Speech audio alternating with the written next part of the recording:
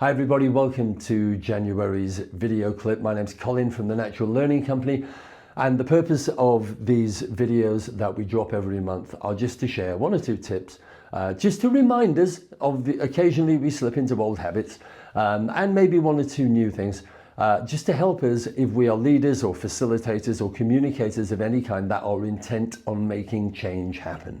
That's the deal. So today we're going to explore the wonderful world of slide-driven presentations, or what has often been known as death by PowerPoint. Many organizations still use such tools. Naturally, post-COVID, it's been online a lot, and we tend to default into slide conversation mode. So I'm just going to share one or two key principles, understanding of why that sometimes doesn't work, and one or two tips to overcome it. Some of them you'll be familiar with, maybe one or two you might not. We'll see what happens. So, first thing, the challenge with slide-driven presentations is the amount of information that we're given. Usually it's too much. We get overwhelmed, and we get overwhelmed for this reason. So you can try this, by the way. It's always difficult doing an experiment live when this is a video on LinkedIn, but we'll give it a try. Have a think about your holiday this year. Maybe you're planning a holiday this year, or some happy event that's going on in 2025. And imagine that you're going to share that with somebody. So think about what it is that you would be sharing with them. But as you think about what it is that you'd share with them about a holiday or happy event or new thing that's happening for the year, count backwards from 50 using odd numbers. Try it. I'll try it. So in a couple of weeks' time, I'm going to go to 50. I'm going to go to Slovenia to do some work, which I'm 57, 55, 53, and I can't, because I can't. I can't think and count at the same time, and I can't communicate at the same time. Brain can't do it. Notice that? Try it, by the way. If you really want an experiment, try and do it with somebody else after you've looked at this video. If you're a trainer and you need to convince somebody the reasons why overload of information doesn't help, then get them to walk with a partner and try and do it live. Tell your partner about your holiday coming up. But while you tell them, get them to count down from 50 using odd numbers. It's hilarious, by the way, because a lot of them can't even walk because of this thing called cognitive load. In cognitive load theory, it seems that our ability to be able to have enough operating, what's the word? Not bandwidth, you know what I mean, sort of operating system allowance. There's a word, capacity, that's the word I was looking for. I haven't got enough capacity to be able to deal with so much random information at once, and we get overloaded. Now, what that means is that we have to drop our attention. So I can't focus on the image and what the other person's saying. Or if you've got one of those really busy slides, you know, that's got bars and information and all of that on there. Did you notice there that I was going for the information and I used that? That's because I'm mirrored, of course, in here. It should have looked like that. So, you know, we've all been read bullet points in the past. And we've all been shown loads of graphs in the past in lots of different, you know, sort of versions. And the question is, what am I paying attention to? Should I pay attention to the graph bit? Should I be paying attention to what the person's saying? Do you want me to think about this at all? So how do we make sure that if we are using slides, we're doing it in such a way that we are directing your audience's attention where we want it? Because that's the ideal thing, if you have to use the slide. There are alternatives, which I'll share with you in the coming minutes. So let's just go for the slide-based one first, because we're going to use one common principle that works with all of them, and it's this. This is our basic communication model. Some of you will be very familiar with it. Great. Talk about know, do, feel. The bit in the middle there, of course, is the O. That's your outcome. What is the outcome from this? What's the outcome from your presentation? I need them to know this. Okay, so if you need them to know it, how are you going to do it? Well, I'm going to share the slides with them and then they'll know it. Yeah, but how do you know they know it? Because just giving them information doesn't mean they've understood it, does it? Well, at the end, I'll always ask for questions. And have you ever noticed that when you ask for questions, you rarely get people putting their hands up? Yes, but that's because I'm a great presenter, isn't it?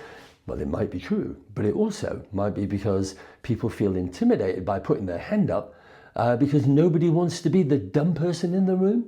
Is that a possibility?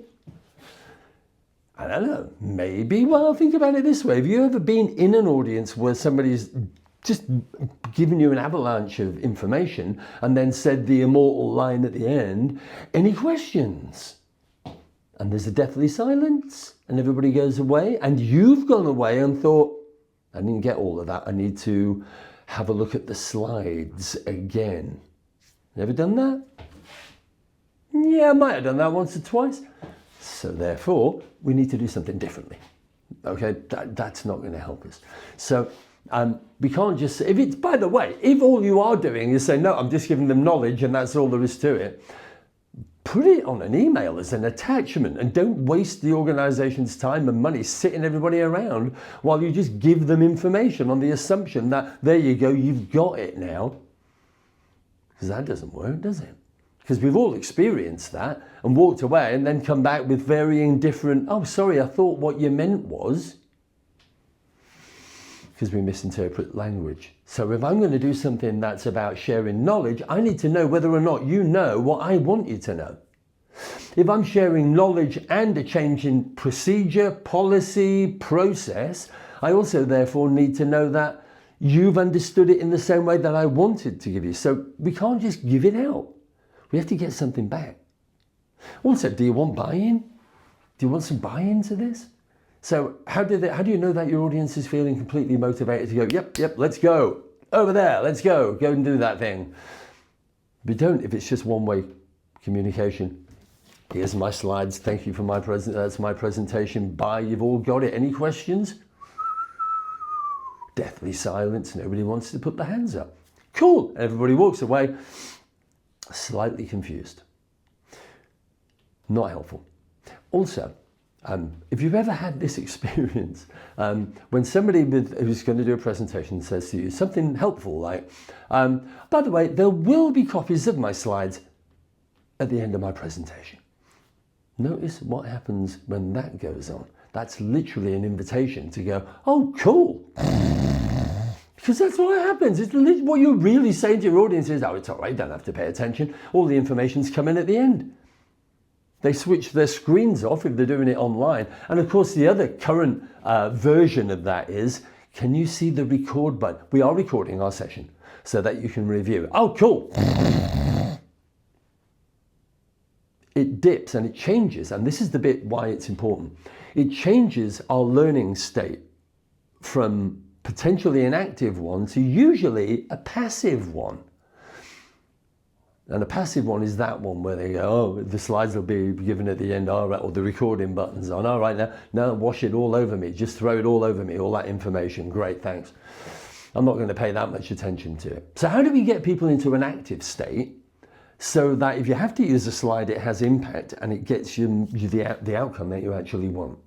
So a couple of versions of this, some you'll be familiar with. So what a lot of the bigger organizations, they've started to work this out now and gone, why are we wasting all of these hours with slides? We can do something more powerful. So one version of this is pre-work. So we're not going to take you through the slides. You have to look at the slides before we get together. And so read through and pre-read. And you hope that people have done the pre-read. That's one way of doing it. The other, which I've seen, is, but people don't do pre-reads. So they build the pre-read time into the session. Okay, these are your slides. Take the next 10 minutes now to go through it. If there are any questions, we'll take it on board. But let's all make sure we're all on the same page, as they say. Do it that way as well. Okay, fine. Both of those approaches are going to be far more effective than actually dumping the information to people live. As long as whatever form of pre-work, whether it's at the beginning of the session or whether you're doing it a couple of weeks prior to the session, as long as we get them into an active state with the data. How do we get them into an active state with the data? You ask them questions around your outcomes. If your outcome is, I really need them to take these 3 killer pieces of information out of that data, if that's the case, then that's your question. When we get together in 2 weeks' time, we'll be sharing what is your current understanding of the most important information in these information packs. If it's a do, it might be one of the top 5 activities that we need to follow, or processes or procedures. You see what I mean? It's like, well, whatever that is, ask questions that will help you know that your audience has got it. It's like, yeah, all right, I've understood that and I know what to do here. And how do I know that? Because you, audience, just told me. Fine. What about then the feel part of it? Well, the feel part of it is about buy-in. So now that we've looked at this and this, what are the potential benefits that you see in the, in the information that you got here, in the proposal that's in here, or in the action steps that are in here? And then, of course, in here, it might be what challenges do we need to overcome in order to make sure that we get the benefits that we've identified. You can come up with any killer questions around this, as long as they're written for them to then be actively going through the data, whether that's at a pre-read level or whether that's, no, we're doing it live before we start. You just need to construct the questions that get your audience's attention in the direction exactly where you want it. Because we get surrounded by information all of the time and we get overloaded, cognitive load. So what do we have to do? We have to reduce that. Reduce the noise. How do we do that? We give them specific questions to get their brain into an active state, focused on the stuff they need to know, the stuff they need to do, and the benefits or problems that it solves. That's kind of it. What benefits do we get? What problems will this solve? That gets us into the buy-in thing. That's fine. Okay, that's lovely. That might be a fairly big culture shift for some organizations. Well, they never read the pre-reads, so now I have to build time into my presentation time for them to do this. What if I get pushback around that? So maybe I'm going to play it safe and still do the slides. Thank you very much, because I'm doing this to my senior managers. Now, if that was the case, then notice it again. Here's an alternative technique. Okay, the alternative. Okay, so there's my slide. So how do we get them into an active state rather than a passive state with the slide that you're presenting? We prime their brain to be active based on your outcome. So it might be, okay, I'm just about to share some information with you. As I share this information, think about these 2 questions. And it might be, what's the key information here that relates to your function, to your role, or to the team, or whatever it happens to be? And what are the critical action points that you identify as I share this information? Now, if you ask them 2, don't ask them more than 2, because, cognitive load. But at least now you're focusing their attention and they are looking actively to be able to answer that question. You show your slide. Okay, you shared your slide. Now we use, and for those of you who've been on these video clips before, you'll know, we use then the 1, 2, 3 technique, on your own with a partner in small groups, and then feedback. So what do you think is the killer knowledge out of this? What's the killer first steps that we need to do out of this? And you get that fed back so that you, then the presenter, you now know, yes, you've got it. And if they didn't, then you get the opportunity to clarify it. They might have misunderstood or misinterpreted, or there might be an operational issue that then emerges. Great, now you're dealing with real stuff, not just an information dump.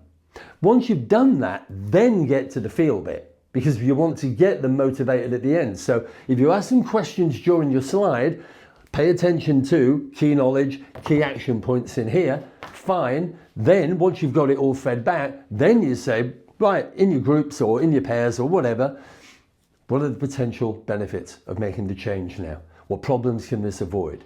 What do we need to do to make sure that we get the success that we want out of here? All of those kind of questions. You can do that bit last. But you have to do that for every slide or couple of slides. If you go into 2, 3, 4 slides worth of stuff, sorry, does not compute. It'd be too much information. Which is why, from our perspective, we think turning slides into information packs and then getting the groups to ask some killer questions around your outcomes is going to be far more effective than throwing a load of information at people that they don't pay attention to because they can't pay attention to. So that's it. That'll do for today.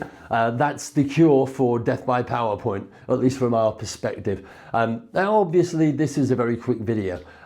So naturally, I am honor bound to say to you, if you want to learn how to do this in your organization so that you don't spend endless hours in meaningless meetings that don't have the outcomes that you want, then you can get hold of us at thenaturallearningcompany.com, and we'll be happy to help you work with your teams to be able to transform the way they do this stuff in such a way that actually learning, retention, recall, motivation, and change actually happens. And that's the closest thing to an advert that you'll ever get on any of these video clips. So that's January. In February, don't know. Might have a look at some of the challenges around getting buy-in, maybe, don't know.